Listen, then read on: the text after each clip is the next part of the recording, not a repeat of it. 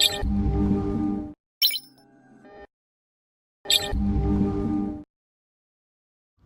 1 2 3 1 2 3. За яриа зүгээрсэн сууж байгаа гэж найдаж байна. Окей. За микрофон арай цэнэглэж ирсэн. Амжсангүй. За өнөөдөр юу болж байна? Ер нь тэгээд оролтын шалтгаанууд эхлээд тайлбарлачих гэж бодож байна. Өчтөр чинь бид нэлээ 2-3 арилжаанд орчлоо шүү дээ. Тэрийг бас оролтын шалтгааныг тайлбарлачих. Евро йенээс эхлэе. За евро йен, паунд NZD гэдээ орсон байгаа. Окей. Тэгээд хэдүүлээ евро Audi дээр байх шүү. Нэг евро Audi дээр биш, евро CAD дээр нэг эсэл зохиулсан. За тэрний талаар эхлээд ярих уу. За евро CAD дээр эхлээд ярив те. За евро CAD бол үндсэн хөдөлгөөн daily дээр after and buying zone 23.6 импульс явж байгаа хөдөлгөөн. Ерөнхийдөө дээш daily-ийн resist-ийг хамгийн ихэн шалгана. Daily-ийн support-ыг шалгацсан учраас дээшээ бол өсөх нь бараггүй байгаа гэж үзсэн. 4 цаг дээр бол downtrend selling zone-тай ч гэсэн daily-ийн support-аас авсан хүчээрээ бол дээшээ явах боломжтой гэж үзсэн. 30 минутын дээр бол 30 минут үнцэлгийг энд оройгоо эвдээд uptrend trend buying zone руу шилжээд Trace MT-ийг анх өгөөд Euroling candle гарахт нь бид нар арилжаанд орсон.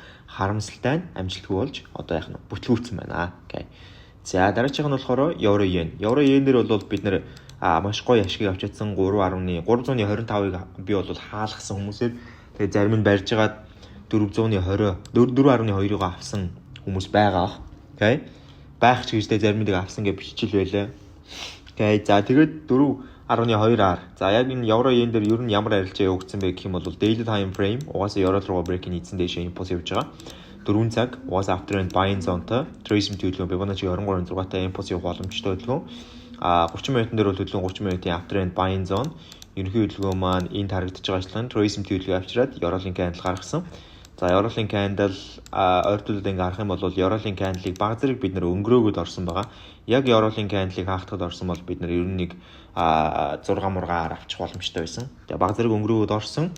За тэг хөдөлгөөн маань дээшээ явсан. Энэ бол ерөөсөө daily time frame-ийн үндсэн хөдөлгөөн. Яг нь Euro руу break нийцсэн daily time frame-ийн overall trend-ийн эсрэг 4 цагийн after trend-ийн хөдөлгөөн 23.6 level-тэй импульс явж байгаа байдалтай 30 минут after trend-тэй Trace MT-тэй импульс явж байгаа байдалтай Euroling candle дээрс орсон юм хөдөлгөөн байгаамаа.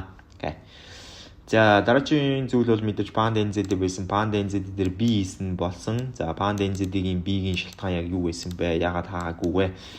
За daily downtrend selling zone-тай гэхдээ overall trend-ээс нөгөө trend нь буюу internal бүтц маань бол after and buying zone-тай болсон байсан. Энэ daily time frame эсрэг явах боломжийг бүрдүүлээд 4 цаг after and buying zone-тай Trace MT хөдөлгөөн 61.8-тай гэдэг дээрээ давхцаж байгаа учраас daily time frame болон 4 цагийн хувьд buying volume-уд хангалттай өндөр байна гэж үзсэн. За 30 минутаар орж ирсэн 30 минутын дээр after and buying zone-тай байсан Trace MT хөдөлгөөн ирсэн. Trace MT хөдөлгөөн дээр мэдээж одоо энд бол Euroling candle үүссэн ба шүү дээ. Одоо энд харагдаж байгаа 12:30 үед Euroling candle үүссэн байсан. Тэгээд үнцэн хөдөлгөөн маань дээшээ баг зэрэг өсөлт хийгээд явж байхад нь бид нар орсон. Тэгээд ерөнхий хөдөлгөөн маань ерөнхийдөө доошо нэлийн хэрэлттэй байжгаад хөдөлгөөн дээшээ нэлийн өөрхөн явсан. Энэ үртэл одоо нэг ойролцоогоор хэдэн 10 юм л да 1.10-ны хэдтэй л байгаах. Тэгээд хөдөлгөөн маань ерөнхийдөө доошо бусч ирсэн. Бусч ирэхэд бол бидний эсэл угаасаа одоо энэ оройг дээш нь биеэр ивсэн, энэ орой дээш нь ерөөсө биеэр ивсэн candle байхгүй буюу buying volume-ыг яг илт гаргасан candle байгаагүй. Тийм учраас энэ Euroling доор эсэлтэй байх боломж эсвэл бол B хийх боломж байсан. Тэгээд рискээ багасгаад B хийгээд орхисон байгаа. Окей. Тэгээд B зогсоо. За ийм 3 арилжаа болж өгсөн. Ер нь бол Eurocad, Pound NZD тэгээд Euro Yen гэсэн 3 арилжаа болсон. Euro Yen бол маш гоё 7 хоногийн нээлт болж өгсөн гэж үзэж байгаа. Окей. За өнөөдөр Euro NZD дээрээс эхлээд би ярив. USD Yen-ийг бол би харсан байсан учраас орцсон. За Euro NZD after and buying zone Trace MT хөдөлгөөн 78.6 импульс явж байгаа байдалтай 4 цаг after and buying zone-тай Trace MT хөдөлгөөн ирж байгаа байдалтай харагдаж байна. Угаасаа Euro NZD бол Trace MT хөдөлгөөн ирэх ёстой гэж өчтөр л ярьж ирсэн зүйл тийм ээ. Тэгээд Trace MT хөдөлгөөн нь одоо ирж байгаа харагдаж байна. Үнцэн хөдөлгөөн маань ерөөдөө энэ Trace MT хөдөлгөөнийг хийгээд импульс явах уу гэх юм бол daily time frame импульс 4 цагийн импульс учраас импульс явах бүрэн боломжтой. За 30 минутын дээр бол хөдөлгөөн 30 минутын after and buying zone-тай байгаа. Ерөнхий хөдөлгөөн маань бишээ 4 цаг after and buying zone-тай байгаа ерөнхий хөдөлгөөн маань Trace MT 23.6 level дээр байгаа байдалтай харагдаж байна. Ер нь яг энэ дээрээс бол бид нар угаасаа long хүлээсэн байгаа. Long юу яг урт ярилж хүлээсэн байгаа. Long гэлжлээ зарим нөгөө long short гэдгээр нөгөө buy sell гэдгээ төлөөлүүлж болдог учраас буруу очиж магадгүй. За эндээсээ ингээ хөдөлгөөн маань Trace-лээд ороод ирсэн байдгийн. Тэгээд нэг спортыг хоёр шалгах нөхцөлтэйгээр явах хэрэгтэй байгаа. Тэгээд одоо энд бол ер нь спортыг хоёр шалгах магадлал маш өндөр байгаа. Тэгээд Trace MT өглөө импульс явуулаа. Эхнийх нь 4 цаг дээр очих бах. Тэгээ эхний 4 цаг дээр очих левел хүртэл ямар ч байсан эхний арилжааг бол 30 минутын дээр нээн. Тэрнээс өмнө 4 цагийн арилжаа нээчих боломж болон 30 минутын арилжаа нээчих боломж бас гарч ирж магадгүй гэж би бодоод байгаа юм. Окей. Тэгэхээр хэрвээ тийм арилжаанууд одоо гарч ирэх юм бол мэдээж бид нэр яах нь нэ энэ цаг дээрээс байхгүй болгоод энийг цаг дээрээс байхгүй болгоч. За энэ цаг дээр. Окей. За энэ маань бол мэдээж одоо long дээрч байх, short дээрч байж л байг, swing дээрч байгаа гэсэн үг шүү дээ. За USD yen-ийн хувьд бид нар USD yen дээр би ярьж исэн. Тэр доороос одоо орох боломжтой байсан. Би яг ингээд алхасаад явчихжээ гэд ярьж байлаа. Тэр маань явсан байна. За daily дээр бол after buy зоотой интернал гэхдээ энд эвдэрсэн учраас айгүй хэцүү байсан. 4 цаг дээр бол тухайн интерналыг эвдэж явах мөчд бол нэлээ бас оройтчихсан байсан гэж хэлж болно. 4 цаг бол after buy зоотой.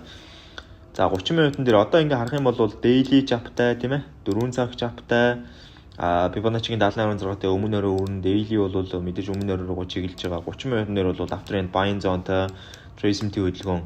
За яг энд бол ингээд нэг ийм хөдөлгөөн ирсэн. Энэ яг 4 цагийн impulse хөдөлгөөн баггүй. 4 цагийн impulse хөдөлгөөн Trace-MT хөдөлгөөн. Гэхдээ энэгээр ингэж ирэхэд бол бид нар хаанаас орох нь ямар ч тодорхойгүй хөдөлгөөн үүсэх учраас оролт бол хийгээгүй. Эндээс жорж магадгүй тийм. Окей.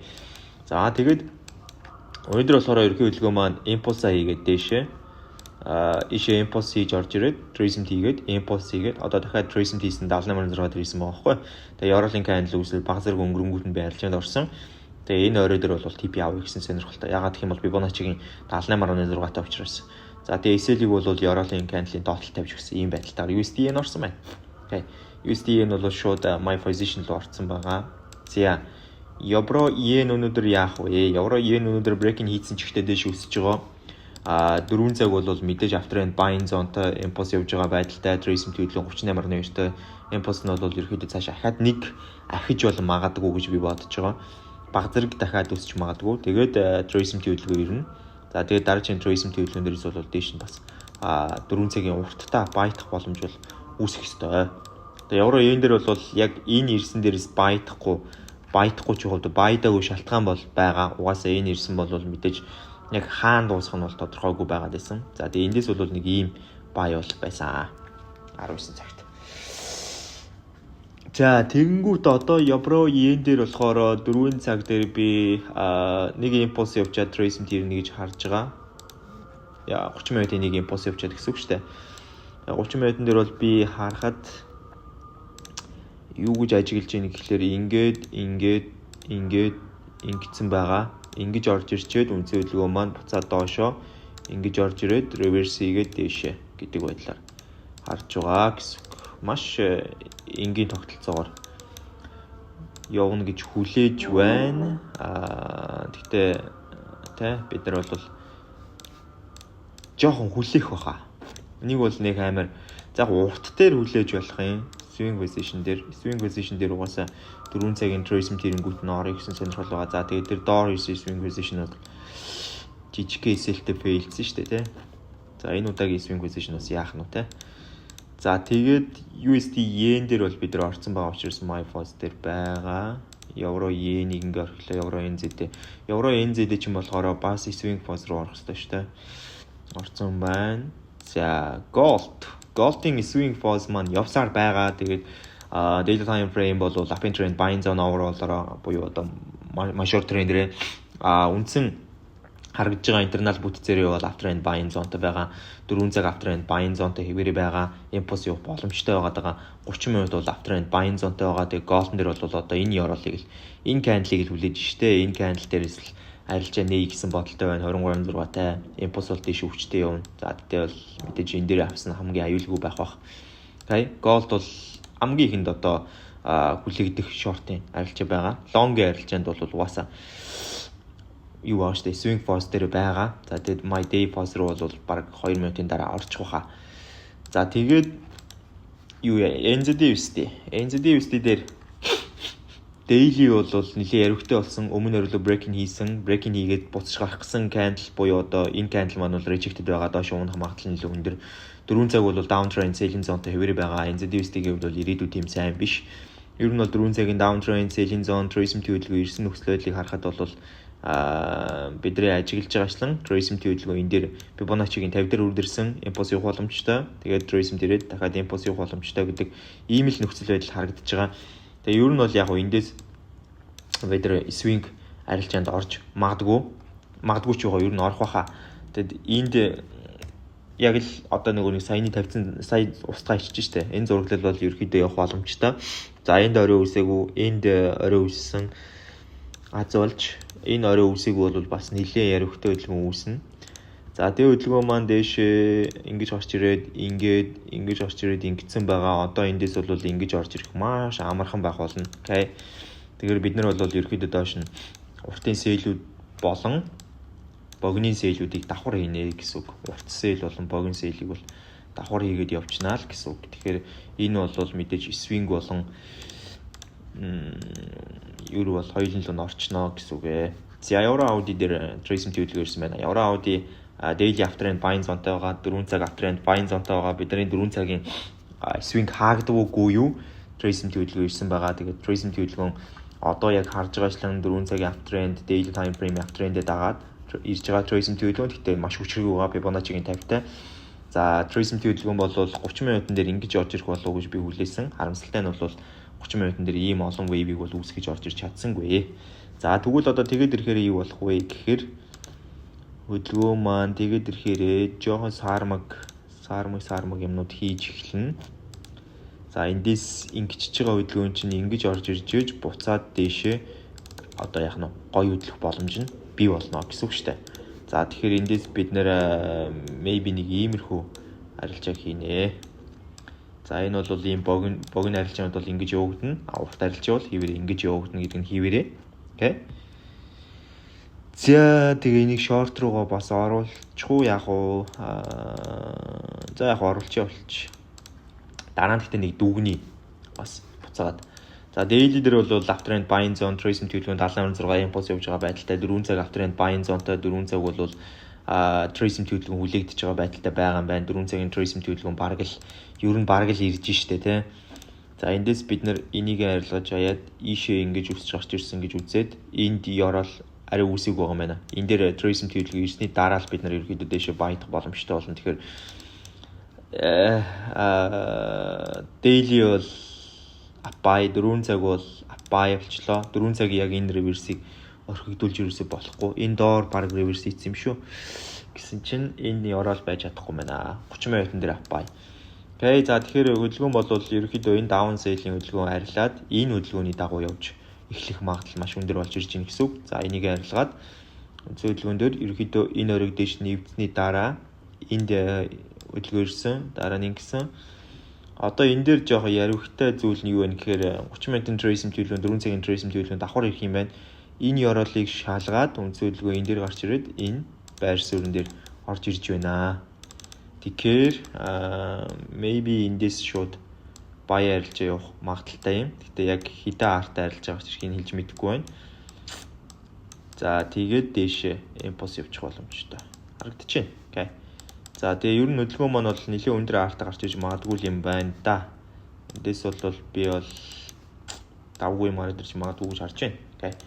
За энийг юу руугаа оруулчих. Short руугаа оруулчих. Тэгээд swing post дээр орох уу гэх юм бол swing post дээр орохгүй 4 цаг бас гэхдээ short-ийн post дээр бас орохгүй байна. Энэ short-ийн post дээр орохгүй. Энэ ингэж орж ирж иж short position үүснэ. Swing position гэсэн ингэж орж ирж иж үүснэ. Тэгэхээр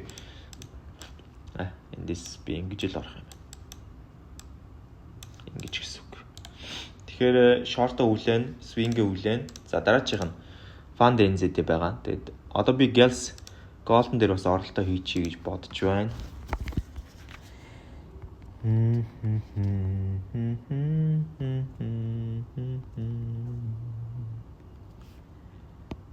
За мета дээр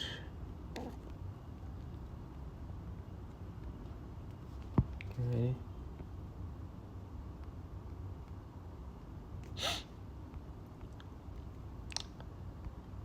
Чид яваад байлаа. Ингэж харахгүй. 1326. За TP ч явах. TP-г бол багаар тавьчих болно. Окей. За тэгээд та нар руу шийдэн шүү дээ. USD yen гэсэн байна. Тэгээд 6 дээр бол gold байх нь ойлгомжтой боллоо. Миний хувьд бол gold-ыг бол 3335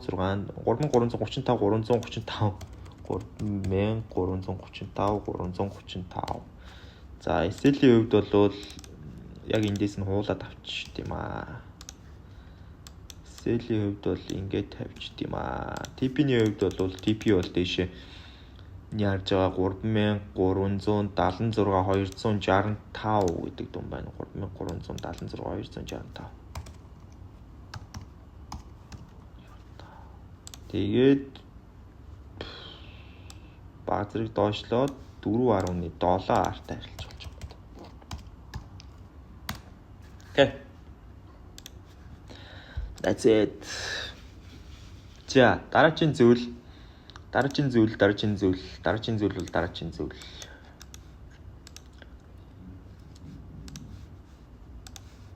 Panda NZD байгаа юм байна. За, мэдээж Panda NZD дээр би ахуулсан. За, internal аптай, daily бол downтай, 4 цаг аптай, 30 минут бол down trend selling zone-тай болцсон байгаа. Тэгээ 30 минутын down trend selling zone бол яг цааш үргэлжлэх боломжтой боломжгүй. Тийм учраас яг гэхээр хөдөлгөөн sweep хийсэн гэж үзэгдээд үндсэн хөдөлгөөн маань дээшээ өсч гарч ирээд impulse явах маш өндөр магадaltaй болчлоо гэж харагдаж байна. Окей. Тэгэхээр гэтээ яг эндээс одоо ингээ sweep гэж үзээд ингээд buy хийсэн чи ямар ч ашиггүй учраас эндээс buy хийхгүй. Гэтээ дээшээ бол өсөх нь бол үнэн. За эндээс бид нар дээшээ buy хийж болох юм аа. Тэгэхээр энэ short position дээр бас хүлээгдэж болох юм. Swing бол угаасаа Panda NZD дээр байхгүй. Panda KD-ийн хувьд юу болж байна? Daily break-ин хийцэн. Daily break-ин буцаад гарч магадгүй хөдөлгөөн харагдаж байна. 4 цаг дээр бол за 4 цаг ч юм бол up trend buying zone-тай эвэр байгаа юм шүү дээ. Энэ бас өөрт нь аягүй том давуу тал болно. 4 цаг up trend buying zone-тай байгаа. 30 минут бол up trend buying zone руу шилжчихсэн байгаа.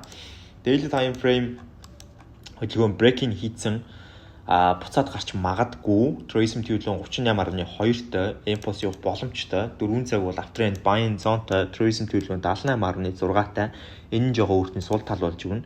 Тэгээд 78.6-тай учраас бас тэгээд нэг хол явж чадахгүй.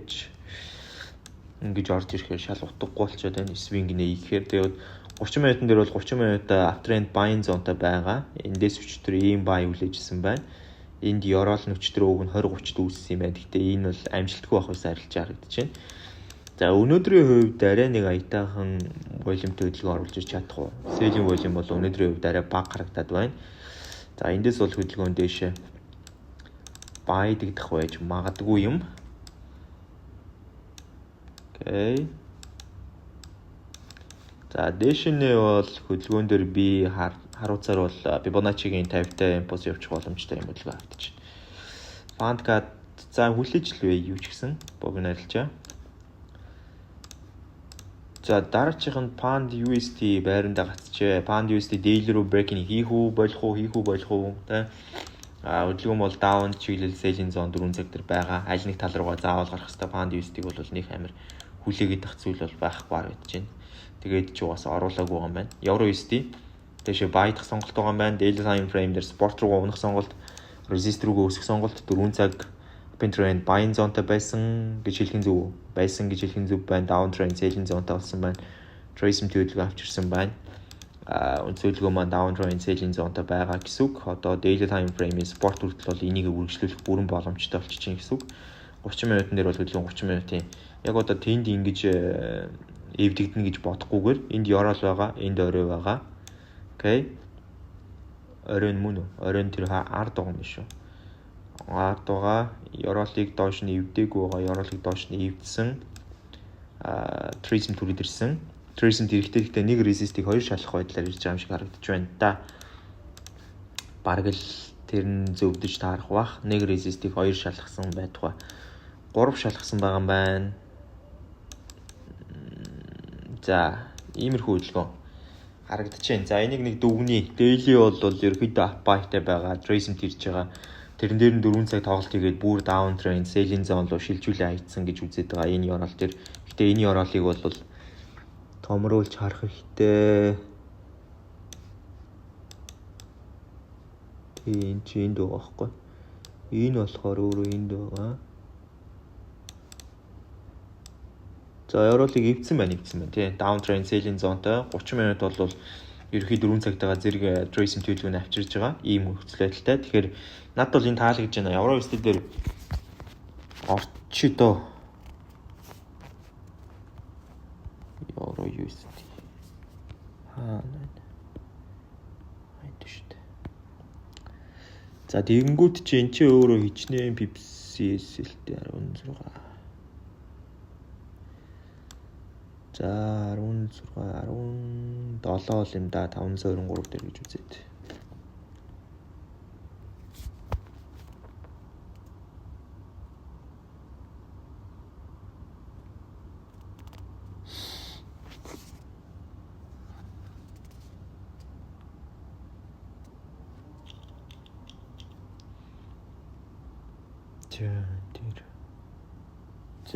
За ингээд 17 гэж үзээд бичиж байна уу? Зүгээр байна те. За миний хоолой зүгээр сонсогдож байгаа юм чинь. Voice гарчаагүй шүү дээ. Гараагүй байна. За евро USD баг зэрэг эрсдэлтэй. Жогоо оройтод орчиж байгаа. Тэгээд яагаад эрсдэлтэй вэ гэхээр яг юу штэ. Энд чи өөрөө 30 минутын trace 4 цагийн trace 2 зэрэг ирээд daily бас эсрэг яваад тэгээд daily эсрэг 4 цагийн down trend-д дагаад 30 минутын trace бас 4 цагт зэрэг ирээд нэг resist те 2 шалгах байдалтай орж байгаа учраас бас жоох эвгүй. За яг гэхдээ 17 363 эвгүй эрсдэлгүй юм гэж байхгүй. За TP-ний хувьд бол доошоо би 16875-ыг харж байна.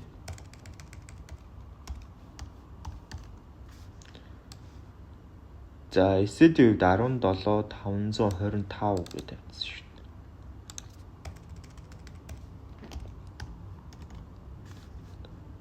Тэгэнгүү дараа нь 282-тай л.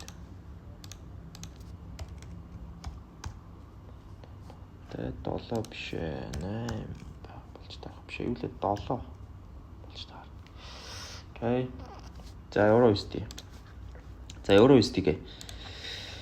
Дэй баз руу оруулчин. Еврокат daily after buy-тай импульс явах нь ойлгомжтой 4 цаг after buy биш down sell-тэй байгаа. Daily time frame-ийн үнцэн импульс явах боломжтой байсан. Гэхдээ одоо боломжгүй болсон 30 минут бол тэр daily time frame дээрээс авсан байгаа. Train daily time frame дээрээс авсан байгаа тэр buy-ийн impact-ыг бол fade-лээд одоо ингээ байхгүй болсон гэсэн үг. Тэр нь хөдөлгөөн маань бол одоо яг дээшээ энэ дээрээс нэг бид нэр buy дэж үүслээ. Тэгээд доошоо ингэж орж ирлээ. Тэ? Хөдөлгөөн маань ингэж ороод ирсэн. Тэгэнгүүтлээ үнцэн хөдөлгөөн одоо буцаад эндээсээ дээшээ ингэж орч ирээд ингэж юм. Гэхдээ би бол одоо энэ дээр buy-дах уу гэвэл үгүй. Нилээн дээшлүүлж байгаад энэ хавцаанаас ингэж buy-дах сонирхол бол байна. За нэг ийм buy бол гарч ирж болох юм аа. 4 цаг. Тэгээ энийг одоо хүлээх нь одоо зөв ч юм уу ч юм. Swing дээр за short дээр үз тавьчих да. За USD franc ороод ирж байгаа. USD franc-ийн хувьд daily юм байгаа. Down trend selling zone 4 цагийн байгаа. Down trend давхар selling zone-тай эндээсээ трейсм тавьчирж ижил ер нь унах юм байна да гэсэн таамаг байгаа. Audi card чинь харин daily дээр интерналаараа down, major-ороо down, 4 цаг нь бол down trend selling zone-тай. Интерналаараа яг down-тай интерналаараа down-тай л байна. За интерналаараа down-тай. Тэгэнгүүтлээ 4 цаг нь болохоор энд одоо энийг одоо яг орой гэж авч үзэх үгүй юу? За евро бол энд байгаа. За авч үзье. Тэгээд дээшээ reverse хий чинь. Тэгээ дээш реверс хийсэн байсан хөдөлгөөн чи яах юм? Доошоо буцаад унж орж ирэх шаардлагатай болж штэ. Тэгэхээр надад бол дээшээ гэсэн сонирхол ерөөс юу ч алга байна.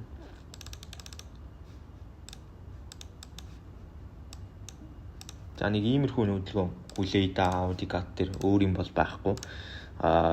CAD-ийн дээр бол дээшээ л байгаа даа. Daily бол дээшээ байгаад байгаа. 4 цаг дээшээ байгаад байгаа. 30 минут бол мэдээж дээшээ байгаад байгаа. Тэгээ 4 цаг дээр нэлээ хол явахаар гэж байна да. Daily 4 цаг 30 минут гэд харах юм бол тэгээ 30 минутын дээр бол хөдөлгөөн 30 минутын энэ өрөө хаана өрөөгөө дээш нэвдэж гарч ирээд энд гарч ирээд энд trace өгөөд энд гарч ирээд энд trace өгсөн байгаа юм байна. Энэ trace-nt дээр л одоо ер нь бүх зүйл шийдэгдэх ёстой доо. Энэ trace-nt энд ямар гоё яруулын candle үүсгэх нь үү гэдэг дээрээс л бид нэр баяр ярилцаанд орно доо гэсэн үг. За өчтөр энд бүр өчтөр биш юм чи өнөө өглөө 6 тав шүү дээ. Тэр худлаа. За Fibonacci-гийн 50-тай. За яруулын candle-ыг бол нэлээд гоё нэмэгхэн л гаргах хэрэгтэй. Нэмэгхэн ч юу хавтаа жижигхэн л гаргах хэрэгтэй. Short дээр хүлээч Audi USD. Audi USD дээр ч та хийх юм байхгүй те. Ер нь бол хүлээн. За ингээ харъя. Евро NZ-ээс эхлүүлээ харъя. Одоо long дээр бол байна уугүй юу те. За long дээр байна. За энэ long дээр байгаа юу. Энийг swing рүүгээ оруулчих. Евро yen бол ер нь 30 минут. За long бол хүлээж болно. Short бол болохгүй. За энэ дээр за энэ дээр NZ USD long short хоёулын дээр нь байгаа. 30 минут удахгүй long орох хэрэгтэй. Болж таарчих шиг байна. Энэ ярал мөн биш үү гэдгийг бас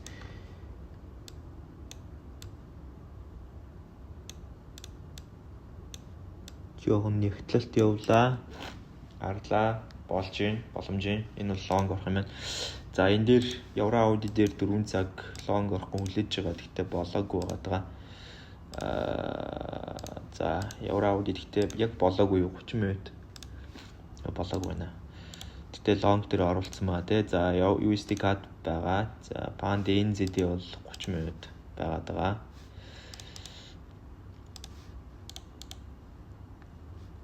За short руу орсон юм байна. За дараач нь pound CAD байгаа юм байна. Pound CAD дээр бол short дээр байгаа. Pound USD байхгүй. Euro USD бол long дээр орцсон дээр баха. Short дээр болохоор хүлээлт ерөөсөй байхгүй байгаа те. Энэ бол угаасаа Euro USD-гээ бид нар чинь MyFox руу хийцэн. Өөр нэг хүлээгээд авах юм бол байхгүй. 4 цаг. За Euro CAD дээр бол daily юм байгаа. 4 цаг ийм байгаа. 30 минут ийм байгаа дээр бид нар тэр дээр авъя гэж ярьсан. За USD franc дээр бол тэрийг л хүлээн. За окей. Ойлгомжтой. Болчлоо. Тэгээ одоо надад байгаа яг long post гэх юм бол за яг энэ Euro Audi бол ингээд угаасаа авцсан байгаа. Euro NZ болчоод байгаа. Gold яваад байгаа. Euro yen ингэж төгссөн байгаа. Өөр long содох юм байхгүй. Тэгээд энэ болохоор миний бас short хүлээж байгаа. Ослоо тарагдаж байна. Гэхдээ gold нэр бол сая орцсон байгаа. Gold нэр одоо яг gold USD yen тэгээд одоо Euro USD гэсэн энэ дээр л ерөнхийдөө анхаарч төвлөрч байна. Short-ууд дээр бас яг харцсан юм зөндөө байгаа. Окей. За ийм байна залуусаа тэгээ бүгд нь намжлуулсаж байлаа. Баярлаа. Баяртай. Тэгээд бас нэг зүйл iTrader дээр купон гарсан байгаа. Хас 30% амьдралтай дансаа аваарай. За баяртай.